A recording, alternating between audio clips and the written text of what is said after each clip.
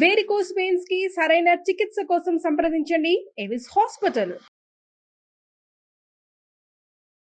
నమస్కారం. సుమన్ టీవీ ప్రేక్షకులందరికీ స్వాగతం. మాఘమాసం మొదలవబోతోంది. ఫిబ్రవరి 10వ తారీఖు శనివారం నుంచి మాఘ శుద్ధ పాడ్యమి రోజు నుంచి మాఘమాసం మొదలవుతుంది. నెల రోజుల పాటు మాఘమాసం కొనసాగుతుంది.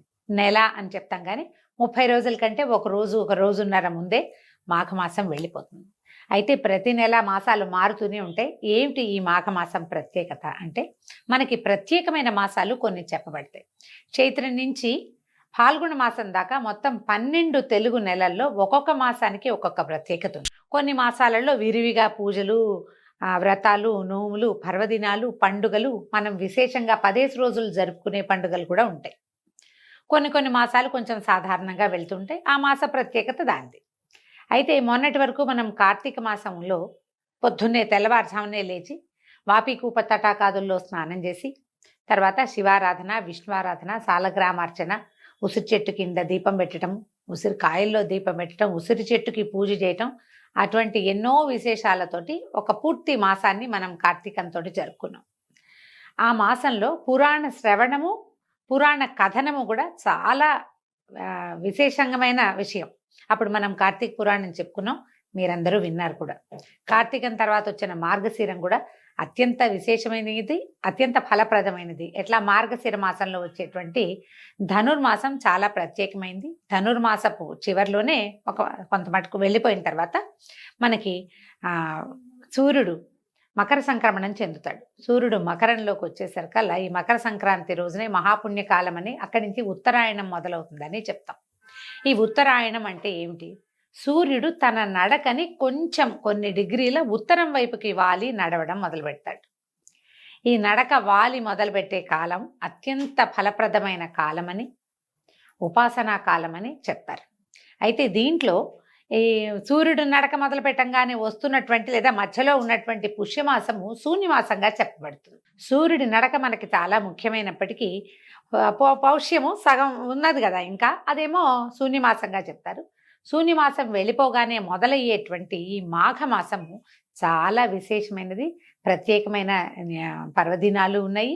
మాసం అంతా కూడా సూర్యారాధన చాలా విశేషంగా చేయబడుతుంది. సూర్యారాధన ఎట్లా చేయాలి, సూర్యుడికి ప్రత్యేకంగా పూజ చేసే విధానాలు ఉన్నప్పటికీ ఏ విధానము తెలియని వాళ్ళు కూడా సూర్యుడిని సులభంగా ఉపాసన చేసుకోవచ్చు. ఉపాసన అనగానే అదేదో పెద్ద బ్రహ్మాండమైన విషయంగా కనపడుతుంది, వినపడుతుంది, కానీ ఏమీ లేదు. పొద్దున్నే స్నానం చేయటం, సూర్యుడికి ముఖం చూపించటం, చూడడమే. ఎదురుగుండా సూర్యబింబానికి ఇలా ఆయన ఇట్లా బయటకు వస్తూ ఉంటాడు. మనం చక్కగా ఎదురుకుండా నిలబెడతాం. సుస్నాతులై చక్కగా స్నానం చేసి, దీనికోసం మళ్ళీ మనం నదికో వాపికూప తటాకాదులకో వెళ్ళక్కర్లా, ఇంట్లో స్నానం చేసినా సరిపోతుంది. వాపికూప తటాకాదులకి ఏదైనా నదీ స్నానము, సముద్ర స్నానము చేస్తే మరింత ఫలప్రదము, విశేషము. చెయ్యలేకపోయినా తప్పులేదు. ఇంట్లో స్నానం చేసిన సూర్యోదయం అవ్వగానే సూర్యబింబాన్ని చూసి, మనకి అవకాశం ఉండి కుదిరితే ఓ చిన్న రాగి పాత్రలో కాసిన మంచినీళ్ళు తీసుకుని, అందులో ఓ తులసి దళమో, 2 అక్షింతలో, ఓ చిన్న పువ్వో వేసి సూర్యుడికి ఆ చెంబు చూపించి నమస్కారం చేసి, ఆ చెంబులో ఉన్న నీళ్ళని సూర్యుడి కోసం అర్ఘ్యమిస్తున్నట్టుగా భావించి, మంత్రాలు వచ్చిన వాళ్ళు మంత్ర విధానం చెప్పుకుంటారు. మనకి రాదు, మనం ఇలా చేయొచ్చు. ఏదైనా పచ్చని చెట్టులో ఆ నీరుని సూర్యుడికి చూపిస్తూ గనక పోసేస్తే సూర్యారాధన పూర్తయిపోయినట్టే. మీరు విశేషంగా చక్కగా పాలతోటి పాయసం ఉండి నివేదన పెడతాము అంటే మహత్తరంగా ఉంటుంది. అది సాగకపోయినా నమస్కారము, అర్ఘ్యప్రదానము చాలా విశేషాన్ని సంతరించుకున్నాయి. ఈ నెల రోజులు గనక సూర్యారాధన, సూర్యోపాసన చేసిన వాళ్ళకి ఆరోగ్యం సిద్ధిస్తుంది అని చెప్తారు.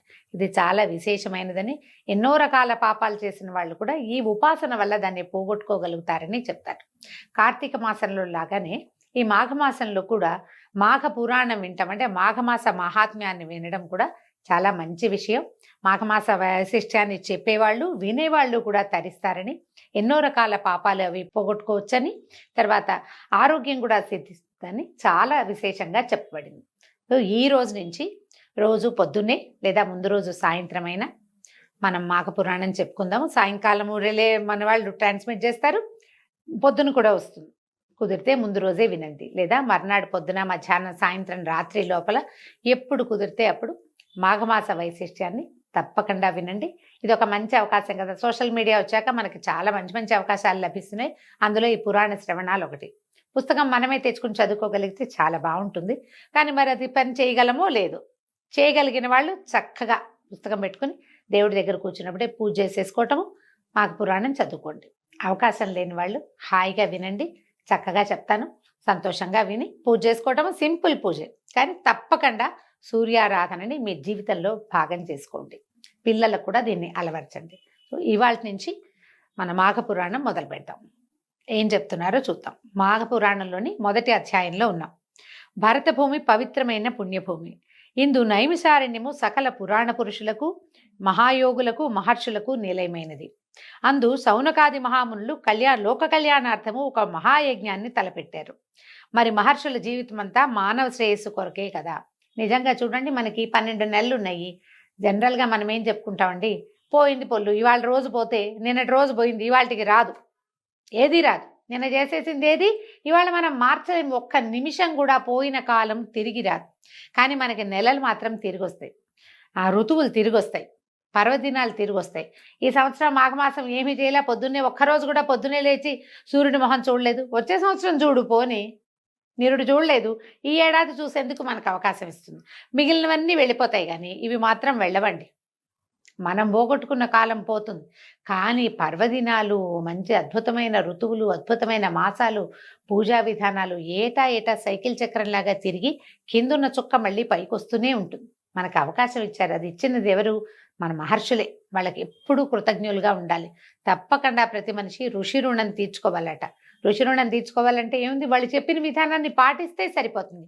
అంతకంటే పెద్దగా ఏం చేసి ఎక్కర్లేదు. మన జీవితం నుంచి ఏది తీసి ఇవ్వక్కర్లా.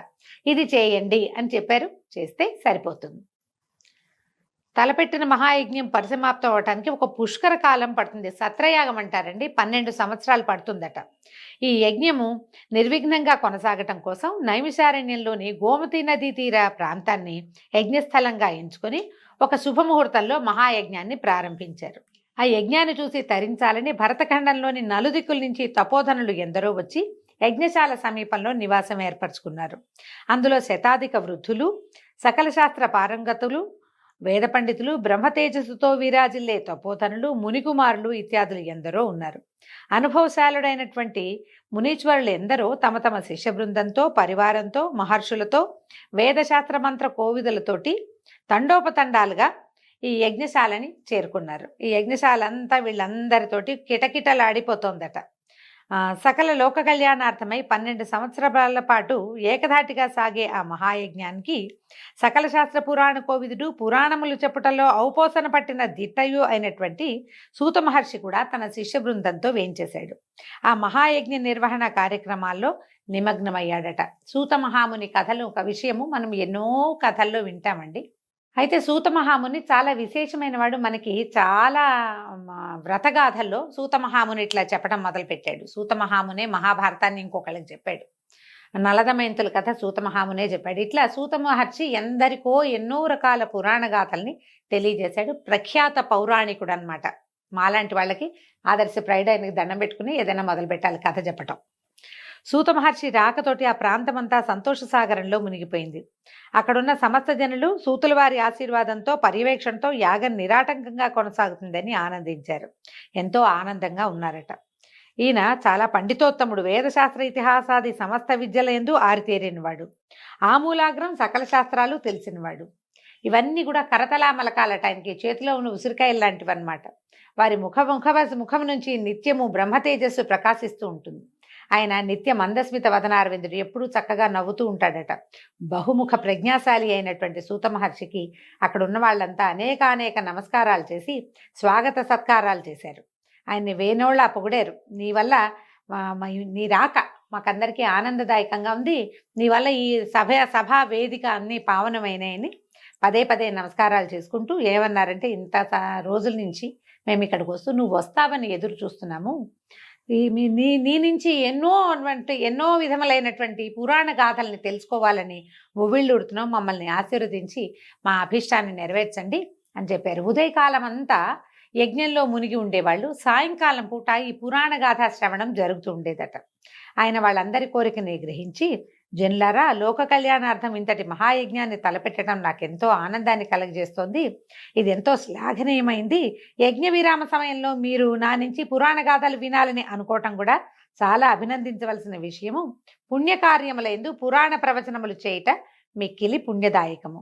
మిమ్మల్ని అందరినీ నా శక్తి కొద్దీ పురాణ ప్రవచనం చేసి తృప్తిపరచగలను. ఇదే నా విద్యుక్త ధర్మం. తప్పకుండా మీ కోరిక నెరవేరుస్తానని చెప్పాడు. ముందంతా యాగంలో మునిగారు. చాలా పనులు ఉంటాయి యజ్ఞం అంటే. ఇప్పుడే యజ్ఞాలు చాలా పెద్దవండి. పురాతన కాలంలో ఇన్ని అవకాశాలు లేని చోట అప్పుడు మరింత కష్టంగా ఉండేది. యజ్ఞం చాలా పెద్ద క్రియ. సంతోషించి సౌనకాది మునులందరూ కూడా సూత మహర్షిని అర్ఘ్యపాద్యాదులతోటి పూజించి తగు రీతిన సత్కరించి ఉచితాసనం మీద ఆసీనుల్ని జయించారు.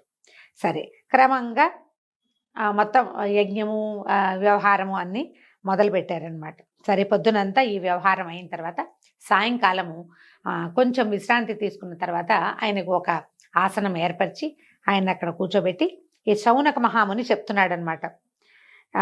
నీ ద్వారా మేము అనేక ఇతిహాస రహస్యాలు అందులో సారాన్ని గ్రహించాం తండ్రి. వీలైనప్పుడల్లా తమరు మాకు అనేక రకాల కథా కాలక్షేపంతో పాటు నీతి శాస్త్రాన్ని కూడా బోధిస్తూనే ఉన్నారు. అయినా కూడా ఇది ఒక అంతులేని సముద్రం వంటిది. మీరు సమస్త లోకాల యందు సంచరిస్తూనే ఉంటారు కాబట్టి సిద్ధపురుషులైన మీ నుంచి ఎప్పటికప్పుడు కొంగొత్త విషయాలని నేర్వవలనే కోరికతోటే ఉంటాము. మాకు తెలియని విషయాలు ఏమైనా ఉంటే విరామ సమయాల్లో వినిపించండి. ఇది విరామం కాబట్టి ఇది చెప్పమన్నారట. అయితే ఈయన ఏమన్నాడు, సౌనకాది మునులారా, మీ మనసులోని కోరిక నేను గ్రహించాను. మీరు వినదగిన నాకు తెలిసిన పురాణ గాథలన్నిటి శాయశక్తులా మీకు వినిపిస్తాను. ఈ పుణ్యకథలు చెప్పటం వల్ల, ఇప్పుడు యజ్ఞ సమయంలో చెప్పడం వల్ల మీకు మంచిది, నాకు కూడా మంచిది. శ్రద్ధగా వినండి అని ఒక కథ చెప్పడం మొదలుపెట్టారు. ఏం చెప్తున్నారు వీళ్ళంతా? ఆహా, ధన్యోస్మి అని ప్రతి వాళ్ళు నమస్కారాలు చేశారు. కథలు వినటం ఎవరికైనా ఇష్టమేనండి. కథని ఏదో ఒక గాథ, ఏదో ఒకటి కల్పిత గాథ కాకుండా నిజంగా జరిగినది, ప్రత్యక్ష నిదర్శనం కలిగిన విషయాన్ని సాకల్యంగా ఆమూలాగ్రం శ్రీ నుంచి శుభం వరకు మొత్తం కథ అంతా ఎవరైనా వివరంగా, మళ్ళీ అందులో జరిగిన సంఘటనల్ని ఎంతో కొంత విస్తరంగా చెప్తుంటే ఇంటర్ప్రేట్ చేస్తూ అసలు ఉద్దేశం ఏమిటి, కథాగమనంలో వచ్చినటువంటి విశేషాలని మరింత విశదీకరించి నీతి వాక్యాలతోటి కనుక తెలియజేస్తే జీవితానికి ఎంతో ఉపయోగపడుతుంది. పురాణ శ్రవణం ఎప్పుడు మంచిదేనండి. ఈ సౌనకాది మునులు వాళ్ళంతట వాళ్ళు ఎంతో తపస్సు చేసుకోగలిగిన వాళ్ళు, స్వయంగా తపస్సులు, ప్రతి వాళ్ళు పండితులు అయినా కూడా మనకంటే పెద్దవాడు చెప్పేది వినాలన్న వినయం ఉండటం ఇక్కడ చాలా విశేషమైన సంగతి. అయితే ఇప్పుడు ఏం చెప్తున్నారంటే, ఓ మునులారా, మీ కోరిక చాలా నచ్చింది నాకు.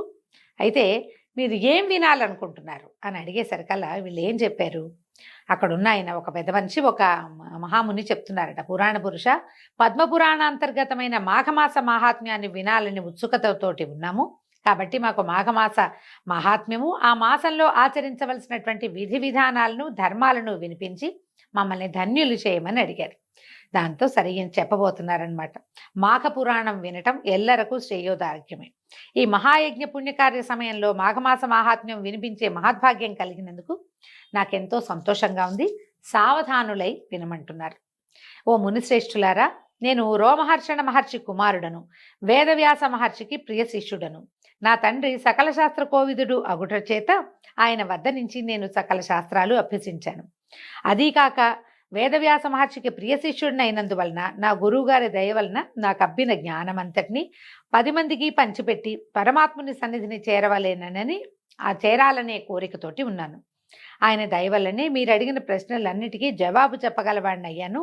ఇవి పుణ్యగాథలు, సకల లోకములను తరింపచేయును, సర్వశుభములను ఒసగును. పూర్వం మీరడిగినట్టే వశిష్ఠ మహామునిని దిలీప మహారాజు మాఘమాస మహాత్మ్యాన్ని వివరించమని కోరాడు. తన కులగురు అయినటువంటి వశిష్ఠుల వారు చెప్పిన దాన్ని దిలీప మహారాజు శ్రద్ధగా విని తరించాడు.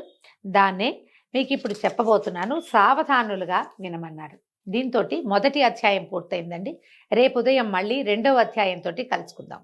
నమస్కారం.